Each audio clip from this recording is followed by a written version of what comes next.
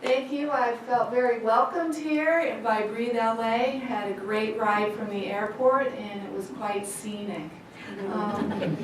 This scene here, I was inspired on vacation in Mexico by this couple here and told my husband, take that shot. So now it's part of this, this presentation here. So why am I passionate about lung health? Well, my parents both had COPD, and obviously my sister being an alpha-1 affected person. What really gets me is that it's an invisible disease. There's no cane, there's no limp, so why are you standing there and not following me? Can you hurry up? This just makes me mad. I have another demonstration for you. This is something that my mother could not do.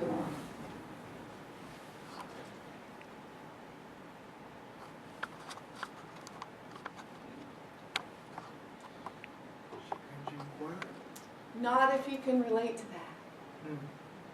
Can you tell me why? I'd be coughing and choking, so I would get water and some air. And you have to hold your breath. Yeah. So she can't satisfyingly quench her thirst with the medications and the oxygen being drying, little sips at a time. I need to help people not suffer that fate. So that's really why I'm here. I hope you all can hear me because I walked away from the microphone.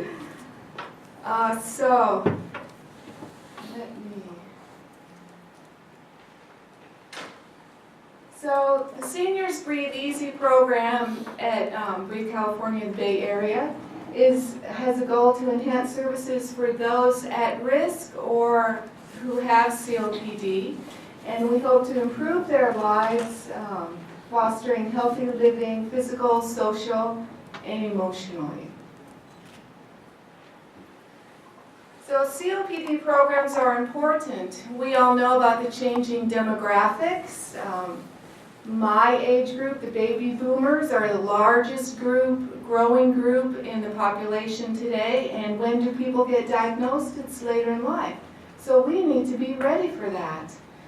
There's too many undiagnosed and untreated. That is demonstrated by the previous speakers here today. There are an especially vulnerable population as well. They're very susceptible to air pollution, secondhand smoke. And those who have COPD want to stay independent for as long as possible, and they need heroes to help them to do that. Our long-standing COPD programs include Better Breathers Club, and it's been going for 30 years. I think the one in Breathe LA has been going even longer than that. We also have a newsletter that goes out every month to about 350 people who have COPD.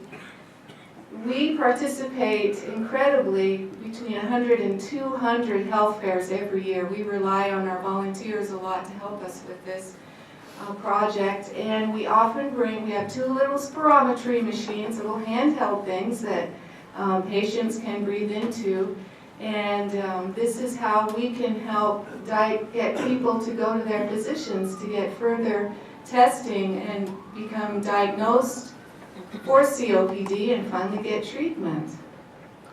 We have an information and referral service. We have on our website downloadable brochures about COPD, and we also help recruit for medication trials mainly through our newsletters.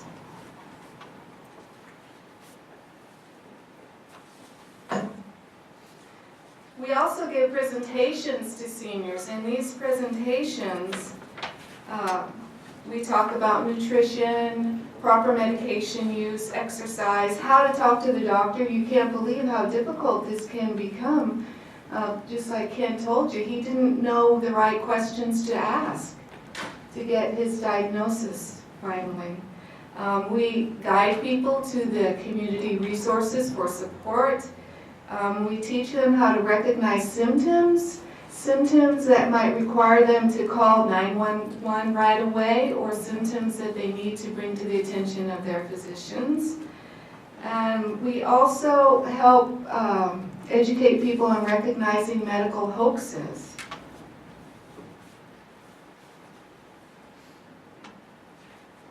We have a lot of volunteers, I mentioned before, and just because someone receives a COPD diagnosis does not mean that they're were full of life yesterday and today now their life is over. So we really encourage volunteerism and civic engagement to keep people active, their mind active, and get them out of the house as much as possible. Flu vaccines is always a really good idea to keep us healthy. Our office also provides medical equipment and supplies, mainly CPAP machines for people who have sleep apnea, but we also have nebulizer machines, tubing. We even had an Inogen machine that was donated a few years ago that we turned around and gave to someone else so they could take an air flight to go visit some family. So also smoking cessation, I'm really involved with that, and I think that's valuable work because it's preventing COPD. So our newer COPD programs include in-home clean air assessments. This is where staff from our office goes out to people's homes and we follow the EPA guidelines and identify poor indoor air situations in homes and give remedy information. It's inexpensive, and a lot of people don't know really that the air inside their home is causing them problems. Another exciting program that's just starting up now is virtual Better Breathers Club meetings. We are partnering with an organization that is doing videotaping of our BBC members' stories so that they can be shared with newly diagnosed people so they don't feel alone in the world. And that's very exciting. And also we are partnering with Senior Centers Without Walls. This is a faith-based organization that offers services through the telephone. So when it comes down to a person leaving the house only once a week maybe, they need groceries, but it's the day of the meeting, groceries is going to win out. So I'm very excited that people are able to phone in, listen to a presentation, and the presenter only has to pick up the phone too. And they can ask questions, and I'm very excited about this new program. Another thing that's really popular in San Jose, up where I live, is mall walk events. So there are 3 large indoor malls in our area, and 3 times a year we have vendors coming, 80 to 100 tabling vendors who give services to seniors. And it's very well attended by about 500 seniors. And where could you ever go and collect, 80 to 100 business cards of people who give services to seniors in an hour? That's what happens at these places. Also, the malls is a wonderful area for people, seniors especially. It's safe, climate controlled, and they can go exercise. The doors open early in the morning before all the stores inside are open, and it's a wonderful way to get exercise.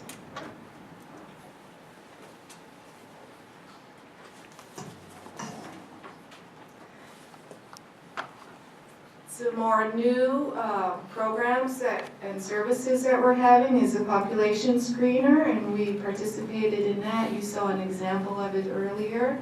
That was a real fun thing that we did, and because we attend so many health fairs, we are exposed to a lot of the public, so it's a pretty easy thing for us to do.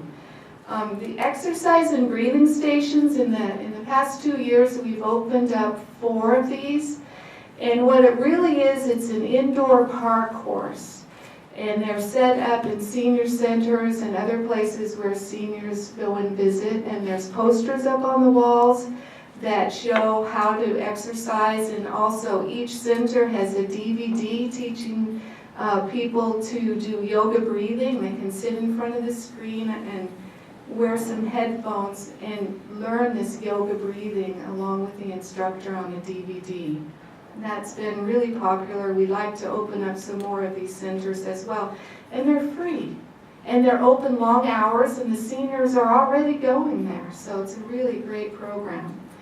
We also in our office are involved with caregiver training, and I'm talking about not only family caregiving trainings, we've done that too, but this is formal and paid caregivers. And over a formal paid caregivers career, they can really improve the lives of many, many seniors. So that's a very valuable program we have going. And as was mentioned, our COPD conference in 2011 had 100 people come and was very successful. And we hope that we can do this every year because it really gives the issue a lot of recognition. So the outcomes of all of these efforts have been to increase COPD awareness, encourage early diagnosis of respiratory problems, increase knowledge of the resources, and when you're doing any kind of event, it's great to get the media involved because then you can reach a lot of readers and listeners.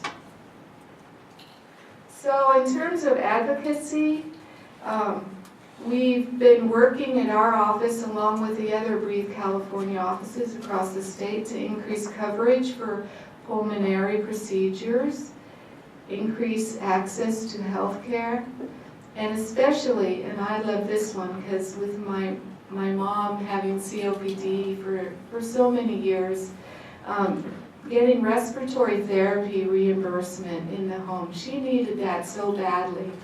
In my mom's situation, she was managing her oxygen at first, but then with her dementia that came on, she became unable to do it, and I had to teach myself how to do it, because who could I call upon to teach me? And if there was a respiratory therapist that could have made a home visit, that just would have been awesome. And they're different than the nurses who do home care. Nurses don't know, about oxygen and all these issues. So I really hope that funding and change can happen around this one. So that's the end of my talk. Thank you.